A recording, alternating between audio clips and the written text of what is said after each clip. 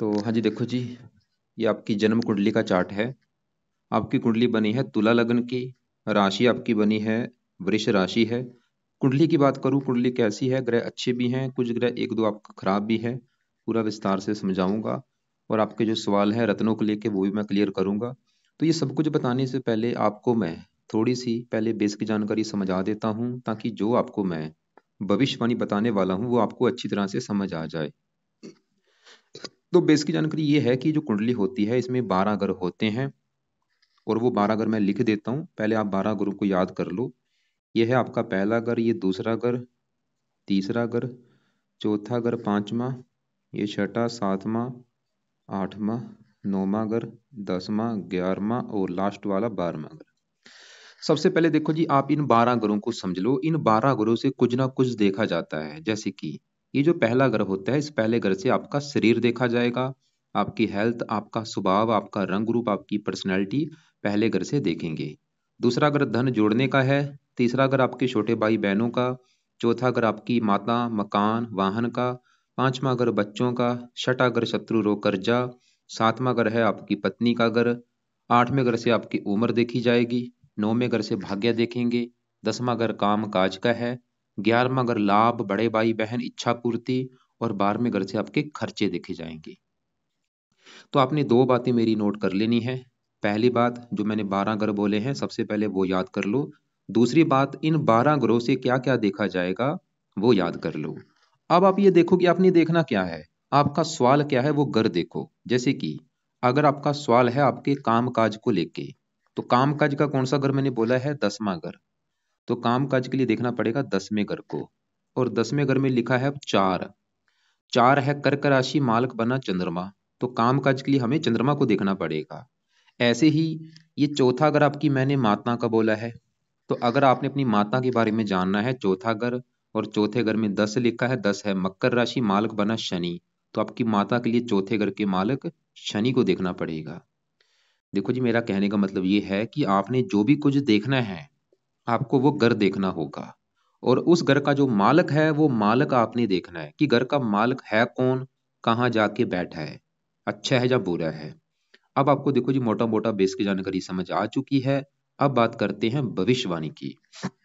और भविष्यवाणी में सबसे जरूरी होती है दशा देखनी। ये जो 9 ग्रह होते हैं ये ज्यादा एक्टिवेट कब होते हैं, जब इनकी चलती है दशा। और दशा होती है दो प्रकार की। एक होती है महादशा, एक अंतरदशा। महादशा बड़ी होती है जो कि आपके ऊपर चली हुई है गुरु ग्रह की। ये 8वां महीना 19 से चली हुई है। अभी काफी लंबी दशा है, 35 में जाके खत्म होगी। इसका मतलब ये है कि आपके जीवन के ऊपर अभी जो बड़ा असर है वो गुरु का है, क्योंकि गुरु की महादशा चली हुई है। और गुरु का कितना असर है, 80%। मतलब आपकी 100 में से जो 80% लाइफ है, वो 80% आपके जीवन में जो भी कुछ हो रहा है गुरु की वजह से हो रहा है। अभी जो भी चीजें आपकी लाइफ में हो रही हैं भाई, वो कारण है गुरु। और बाकी बचा 20% आपके ऊपर असर है शनि का, जिसकी चल रही है अंतरदशा। ये 9वां महीना 21 से चली हुई है, और चौथा महीना 24 में अभी खत्म होने वाली है, 3-4 महीने के बाद। तो मैंने अभी आपको क्या बोला कि आपके जीवन में अभी आपके साथ जो कुछ हो रहा है उसका बड़ा कारण है गुरु की दशा, और दूसरा कारण है शनि की दशा। इन दोनों की वजह से आपकी लाइफ में जो भी चीजें हो रही है दोनों की वजह से हो रही हैं। तो सबसे पहले हम गुरु की बात करेंगे कि वो आपकी कुंडली में अच्छा है या बुरा है। अगर तो अच्छा निकला फिर तो गुरु की दशा जाएगी बहुत अच्छी। अगर गुरु खराब निकला फिर आपको खराब फल देगा। ऐसी शनि अगर अच्छा हुआ अच्छे फल देगा, बुरा है तो बुरे फल देगा। तो गुरु की पहले बात करते हैं। वो यहाँ पे बैठा है आपका, यहाँ पे 11वें घर में। और आप यहाँ पे देखो कि आपका गुरु बैठा है, साथ में शनि भी है, और साथ में मंगल भी है, और राहु भी है। आपके भाई चार ग्रह इस 11वें घर में बैठे हैं।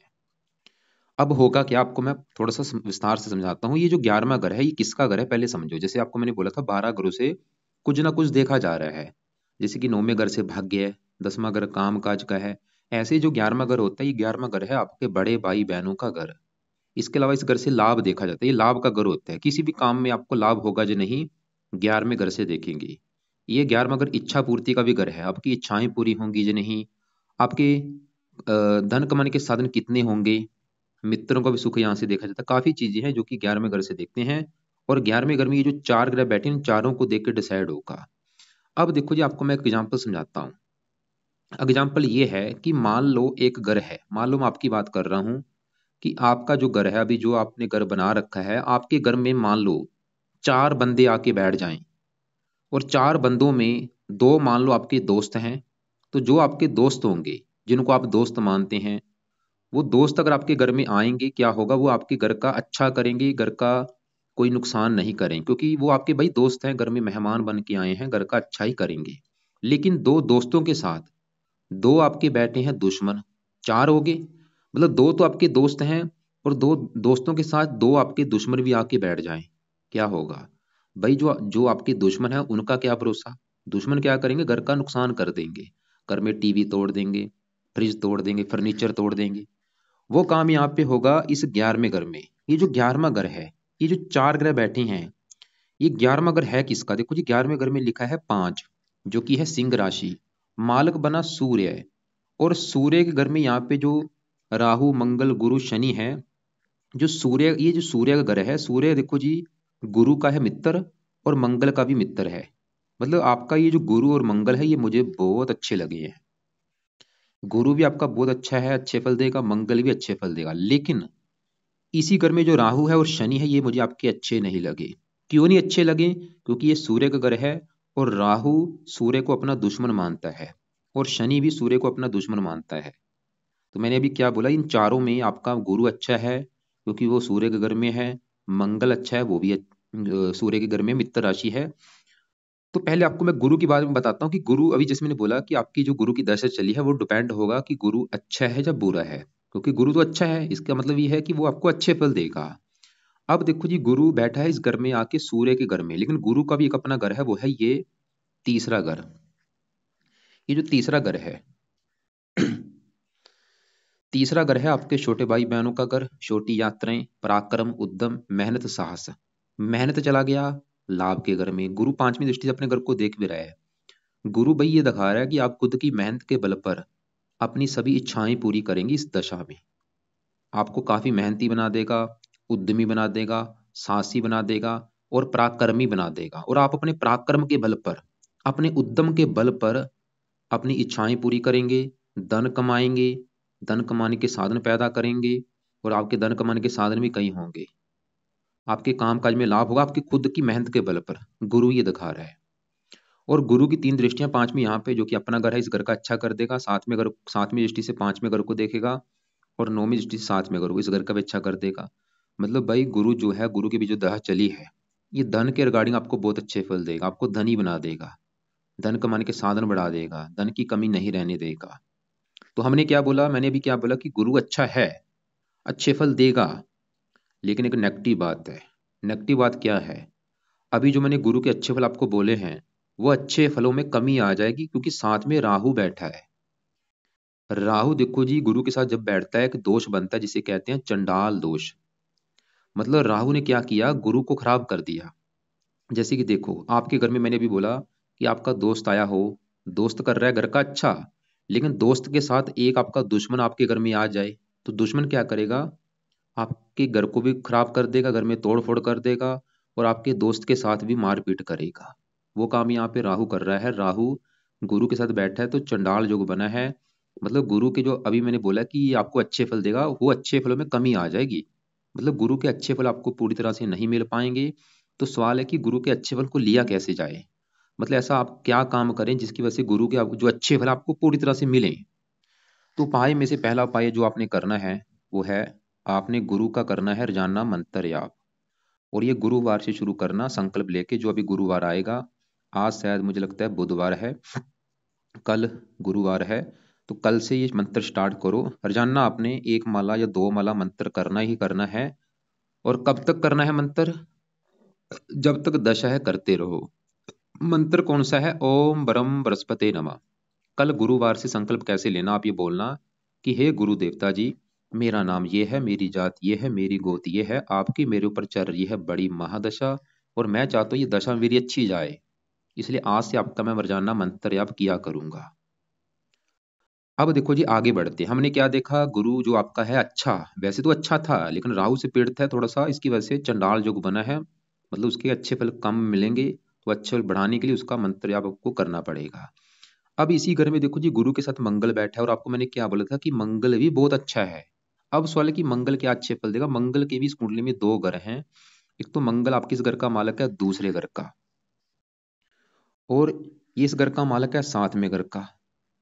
ये सातवां घर है आपकी पत्नी का घर। अगर आपकी पत्नी का सुख देखना है कि पत्नी कैसी होगी, ये सातवां घर है पत्नी का घर। और फार्मूला है कि घर का मालक देखा जाता है। तो सातवें घर में देखो एक लिखा है, एक है मेष राशि, मालक है मंगल। तो आपकी पत्नी के लिए हमें मंगल को देखना पड़ेगा। और मंगल इस दूसरे घर का भी मालक है, जहाँ पे ये आठ लिखा है, आठ है वृश्चिक राशि, मालक बना मंगल। और दूसरा घर है धन का, कि आप धन जोड़ेंगे कितना।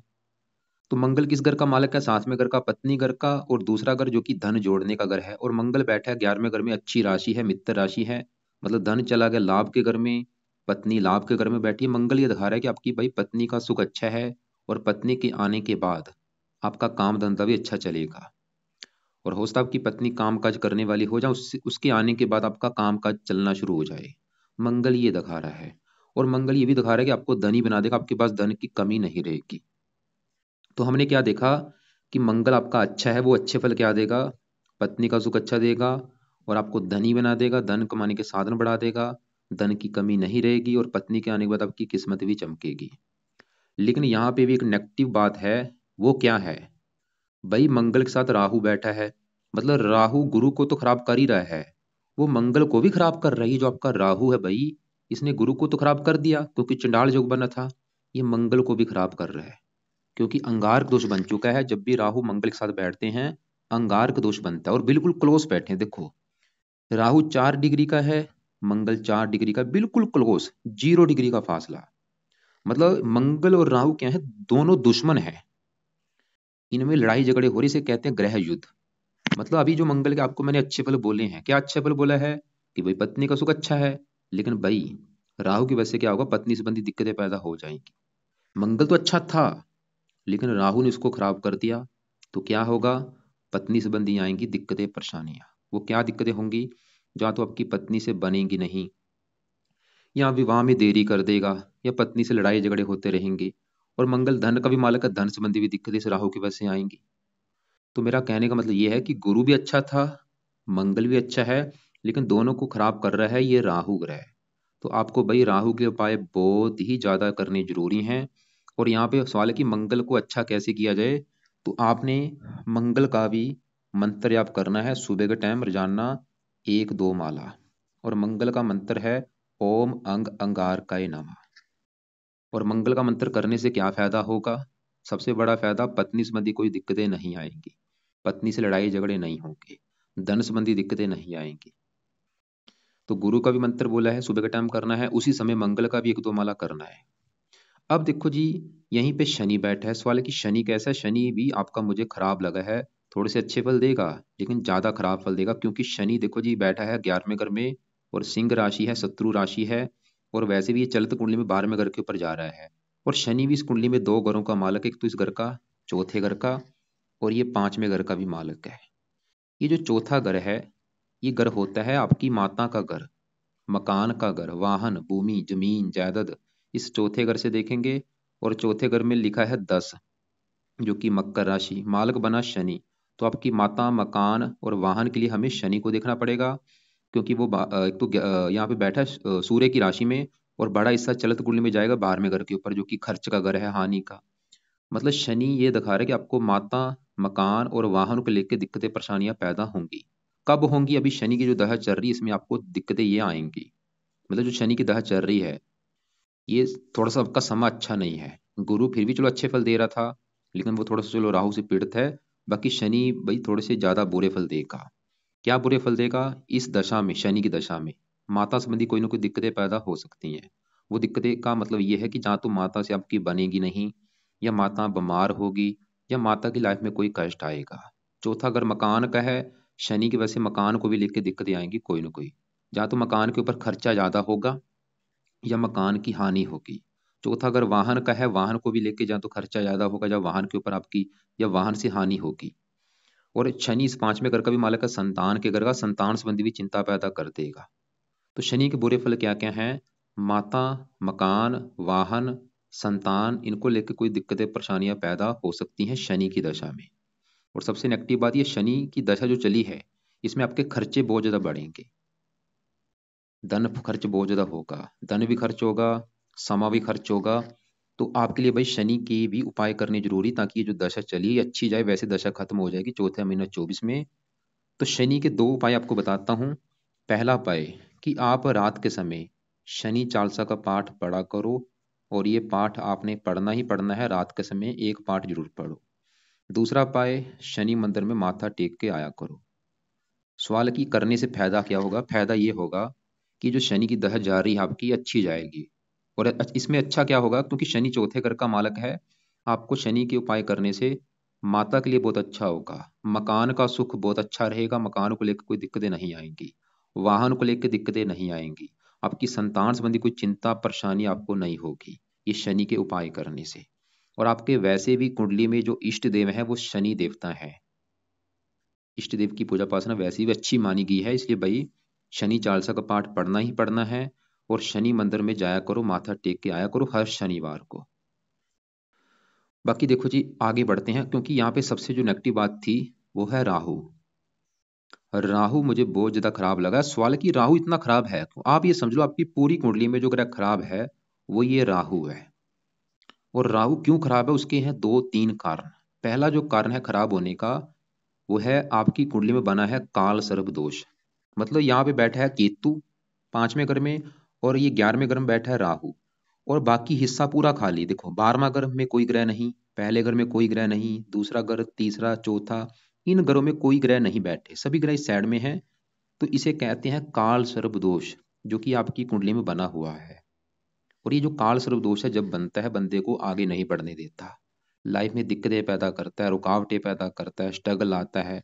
और ये बैठा भी 11वें घर में है, जो कि आपके मतलब चलता चलता व्यापार आपका बंद करा देगा, जहाँ घाटा होगा, जहाँ प्रॉफिट नहीं होगा आपके काम काज में, आपके धन कमाने के साधन कम होंगे, खर्चे ज्यादा होंगे। मतलब धन संबंधी दिक्कतें ज्यादा पैदा करेगा ये, आपकी इच्छाएं पूरी नहीं होने देगा। अगर आपके कोई बड़े भाई बहन होंगे उनको लेकर दिक्कतें। और ये ज्यादा बुरा फल कब देगा, जब इसकी दशा चलेगी। वैसे इसकी दशा निकल चुकी है अभी, क्योंकि गुरु की दशा आपको मैं दिखाता हूँ। और उससे पहले देखो जी, आपके ऊपर राहु की दशा थी, आपने देखा भी होगा कि वो समय आपका थोड़ा सा उसमें दिक्कतें जरूर आई होंगी। जैसे देखो, अभी दशा किसकी है? गुरु की, जो कि 8वां महीना 19 चली हुई है और 35 तक चलेगी। और गुरु की दशा से पहले आपके ऊपर थी राहु की दशा, जो कि 2001 से चली थी, और वो 19 में खत्म हो चुकी है। आप चाहे नोट कर भी लेना कि उस समय आपको लाइफ में काफी वैसी दिक्कतें परेशानियां जरूर आई होंगी, क्योंकि राहु स्ट्रगल बहुत ज्यादा कराता है। और जैसे मैंने बोला कि राहु खराब क्यों है, दो कारणों से खराब है। पहला कारण काल सर्प दोष बना है।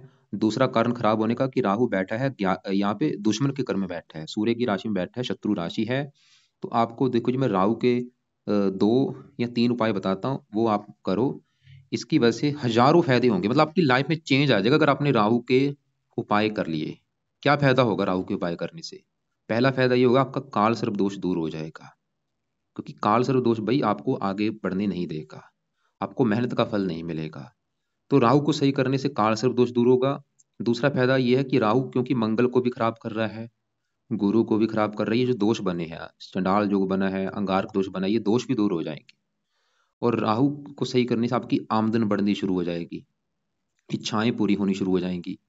तो राहु के क्या क्या उपाय हैं? पहला उपाय राहु का, वो है आपने राहु का करना है दान, जो कि है सतनाजा। 7 प्रकार के अनाज होते हैं, ये दान आपने करना है। ये क्या दान होता है, किसको किया जाता है, मैं आपको एक वीडियो लग से भेज दूंगा, उसको आप देख लेना। इसके अलावा एक कंबल का भी दान होता है। कंबल भी आप, अभी सर्दियां हैं, कंबल का दान जरूर करो। 2 रंग का कंबल लेके शनिवार को दान 1-2 कंबल कर दिया करो। बाकी सतनाजे का दान तो कोशिश करो, रोजाना कर सकते हो रोजाना कर लो, या हफ्ते में 3-4 दिन कर दिया करो। और ये कब तक दान करना है, करते रहो लाइफ टाइम दान। वीडियो वैसे आप देख लेना, सतनाजे कैसे दान किया जाता है, वो उसमें विस्तार से समझाया है मैंने। तो राहु का पहला उपाय तो है राहु का दान करना है। राहु का दूसरा उपाय है कि आपने राहु कवच का पाठ पढ़ना है रात के समय। 2 मिनट का पाठ है, इस पाठ को पढ़ लिया करो, चाहे ऑडियो लगा के सुन लिया करो, कम से कम एक पाठ पढ़ना ही पढ़ना है। और साथ में तीसरा उपाय, राहु स्रोत का पाठ आपने पढ़ना है, वो भी एक पाठ। तो राहु के 3 उपाय बोले हैं, राहु का दान, सतनाजा या कंबल दिन में कर लो, शनिवार को करना है। खासकर ये वीडियो देख लेना सतनाजे वाली, कैसे दान करना है उसमें। और दूसरा, राहु कवच का पाठ डेली रात के समय पढ़ना ही पढ़ना है, कम से कम एक पाठ, और पढ़ने में 2 मिनट आपके लगेंगे। नहीं पढ़ना आता, ऑडियो लगा के सुन सकते हैं। और तीसरा, राहु का जो उपाय है वो है राहु स्रोत का पाठ। ये भी पाठ आप पढ़ लो, चाहे ऑडियो लगा के सुन लो। ये पाठ आपको कहाँ पे मिलेंगे? आप यूट्यूब पे सर्च करो, वहां पे निकल आएंगे, या गूगल पे सर्च करो, वहां पे निकल आएंगे। हजारों फायदे होंगे अगर आपने ये 3 उपाय शुरू कर दिए। अब देखो जी, आगे बढ़ते हैं। आपके यहाँ पे दूसरे ग्रहों की बात करते हैं। शुक्र की, ये काफी अच्छा है। ये 7वें घर में बैठा है, इस पहले घर का मालक है, जो कि शरीर है आपका। शरीर, सेहत, रंग रूप अगर आपका देखना है, पहले घर को देखेंगे। और पहले घर में 7 लिखा है, मालक शुक्र है, जो कि 7वें घर से, 7वीं दृष्टि से पहले घर को देखेगा। शुक्र ये दिखा रहा है कि आपकी पर्सनैलिटी अच्छी होगी, सेहत अच्छी, स्वभाव अच्छा, रंग रूप अच्छा, सुंदर बना देगा, आकर्षक बना देगा। पत्नी भी आपकी काफी सुंदर होगी। पत्नी घर में बैठा है, क्योंकि पत्नी के लिए वैसे अच्छा है। थोड़ा सा ये आपको कामों को भी बनाएगा, काम वासना भी बढ़ाता है वैसे ही। वैसे अच्छा है, वैसे मतलब पत्नी के लिए अच्छा, आपके लिए भी अच्छा है। अब यहाँ पे चंद्रमा की बात करें, वो भी अच्छा है। वैसे तो घर अच्छा नहीं, लेकिन चंद्रमा यहाँ पे 8वें घर में उच्च का बैठा है। और ये 10वें घर का मालक है, काम काज घर का मालक उच्च का बैठा है, काम काज के लिए अच्छा है। लेकिन बल इसमें है नहीं, 0 डिग्री का बैठा है, बल की वजह से इसके जो अच्छे फल है वो कम हो रहे हैं। अब यहाँ पे सूर्य की बात की जाए, ये आपका मुझे अच्छा नहीं लगा। क्यों? सूर्य छठे घर में बैठा है। छठा घर कुंडली का एक अच्छा घर नहीं होता। छठे घर से देखते हैं शत्रु, रोग और कर्जा। और सूर्य क्या खराब फल देगा? सूर्य जिस घर का है मालक। सूर्य देखो जी, ये जो 4 ग्रह आपके बैठे हैं, राहु, मंगल, गुरु, शनि, ये कौन सा घर है? 11वां घर। और किसका घर है? 11वें घर में देखो 5 लिखा है, ये सूर्य का घर है। इस 11वें घर का जो मालक है वो है सूर्य, और वो खुद छठे घर में चला गया। और छठे घर से मैंने क्या बोला, क्या देखा जाता है? कर्जा, रोग, शत्रु। और 11वां घर है लाभ, मतलब लाभ चला गया। 11वां घर आमदन का होता है, आमदन चली गई छठे घर में, जो कि कर्ज का घर है। मतलब सूर्य ये दिखा रहा है कि आपको कर्जदार बनाएगा, आपके काम काज में लाभ नहीं होगा। सूर्य दिखा रहा है हमेशा लाभ में कमी रहेगी आपके। मतलब सूर्य के जो सबसे बुरा फल है कि आपके, ये सूर्य ये दिखा रहा है कि आपको कर्जा लेना पड़ेगा, या कर्जदार आपको होना पड़ेगा सूर्य की वजह से। और आमदन कम कर देगा, खर्चे बहुत ज्यादा बढ़ेंगे। और भी इसके अलावा थोड़े से बुरे फल, पिता संबंधी भी कई बार दिक्कतें पैदा करता है। मतलब अगर आपने सूर्य को सही कर लिया, क्या फायदा होगा? सबसे बड़ा फायदा ये होगा, आपके सर के ऊपर कभी कर्जा नहीं होगा, आप कर्जे से बचेंगे। और बल्कि आपकी जो इनकम है वो अच्छी हो जाएगी, आमदन बढ़नी शुरू हो जाएगी, खर्चे कम हो जाएंगे, कर्जे से बचेंगे सूर्य के उपाय करने से। खाली एक उपाय बताऊंगा, वो कर लेना। वो है सुबह के टाइम सूर्य का जो पाठ है, सूर्य आदित्य हृदय स्रोत का पाठ, वो पढ़ा करो। और ये पाठ आपने चाहे पढ़ना है चाहे सुनना है, कम से कम एक पाठ। अब यहाँ पे 5वें घर में केतु है और बुध है। 5वां घर है संतान का घर। 5वें घर में पहले बुध की अगर बात करूं, बुध अच्छा है, जो कि इस 9वें घर का मालक है। 9वें घर से भाग्य देखा जाता है, तो भाग्य चला गया 5वें घर में। संतान के घर में बुध ये दिखा रहा है कि आपकी संतान होने के बाद भी आपका भाग्य होगा, आपकी किस्मत चमकेगी संतान होने के बाद भी। और बाकी बुध देखो जी, पढ़ा लिखा तो बनाएगा ही, आपको बुद्धिमान भी बनाएगा। लेकिन 5वें घर में जो केतु है, ये थोड़ा सा, क्योंकि जो काल सर्पदोष बना है वो आपका, क्योंकि राहु 11वें घर में है और केतु 5वें घर में। केतु थोड़ा सा संतान संबंधी चिंता देता है, जैसे कि आपकी पत्नी का गर्भपात करा सकता है, बार बार गर्भपात होना, या संतान ऑपरेशन के द्वारा होना। कई बार कन्या ज्यादा पैदा होती है, पुत्र कम होता है, ऐसी कंडीशनें बनती हैं। तो अगर आपकी ये दिक्कत है कि पत्नी का गर्भपात होता रहता है, या संतान ऑपरेशन के द्वारा हो रही है, तो केतु के आप उपाय कर सकते हैं, जो कि होता है कुत्तों को रोटी डालना। अब आपके सवाल थे कि भाई रत्न कौन सा धारण करूं? भाई रत्न क्या करता है? ग्रह की पावर को बढ़ाता है। मतलब अगर आपने सूर्य का मानिक्य कर लिया, तो सूर्य के बुरे फल कई गुना बढ़ जाएंगे, क्योंकि सूर्य बुरा है, बुरे फल बढ़ जाएंगे। रत्न ग्रह की पावर को बढ़ा रहा है। शुक्र का रत्न दान कर लिया, डायमंड, क्योंकि शुक्र अच्छा है, उसके अच्छे फल बढ़ जाएंगे। लेकिन शुक्र भाई आपका पहले ही डिग्री अच्छी लेके बैठा है, 21 डिग्री का बैठा है, तो इस कंडीशन में इसका रत्न धारण नहीं होगा। अगर यहाँ पे शुक्र आपका 0 डिग्री का होता, फिर आप शुक्र का रत्न डायमंड धारण कर सकते थे।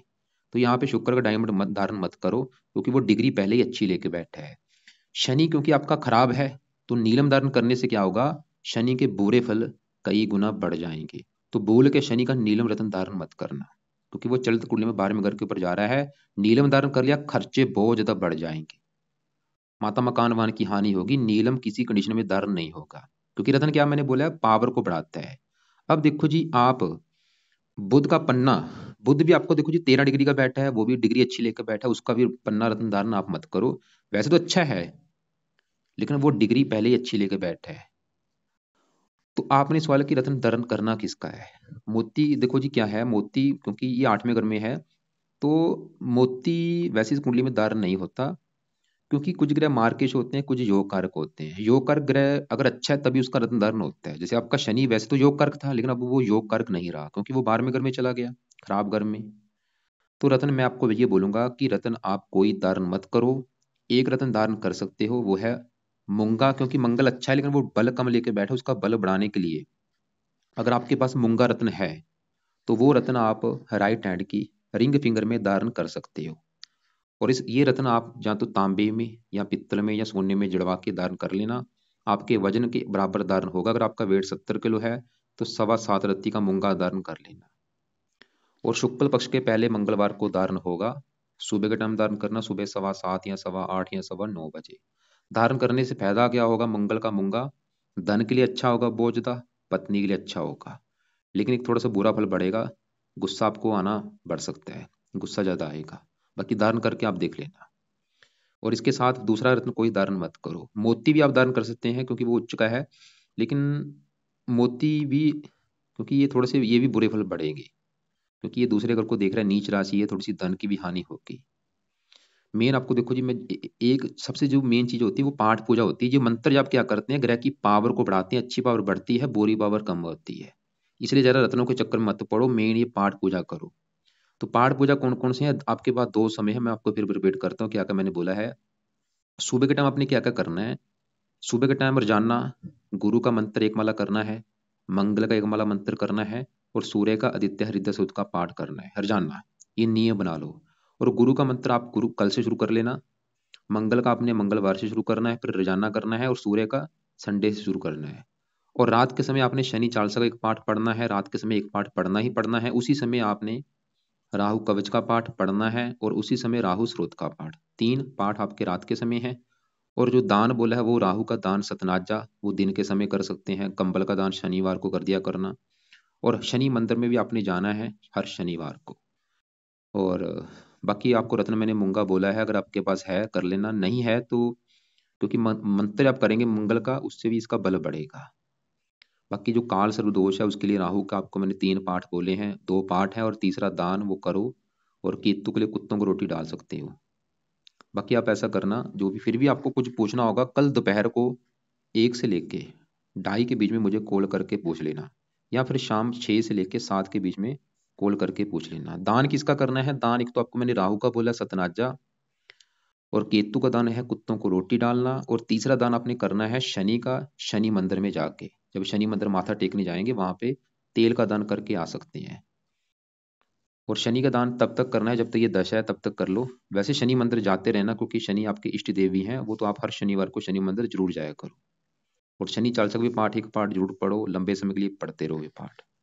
अगर आपने ये सही ढंग से उपाय शुरू कर दिए, आपकी लाइफ में चेंज आ जाएगा, आपकी हजारों दिक्कतें दूर हो जाएंगी, आपकी हजारों परेशानियां दूर हो जाएंगी ये उपाय करने से। क्योंकि सबसे बड़ा दोष क्या है, काल सर्प दोष। और उसके भी आपको उपाय बता चुका हूँ। राहु गुरु को भी खराब कर रहा है भाई, मंगल को भी खराब कर रहा है, तो इसलिए उपाय करो। बाकी फिर भी कुछ जो सवाल होगा, कुछ पूछना होगा, कल दोपहर को या शाम को कॉल करके पूछ लेना। इसके अलावा कुछ अलग से वीडियो भेज दूंगा, उनको भी आप एक बार जरूर देख लेना।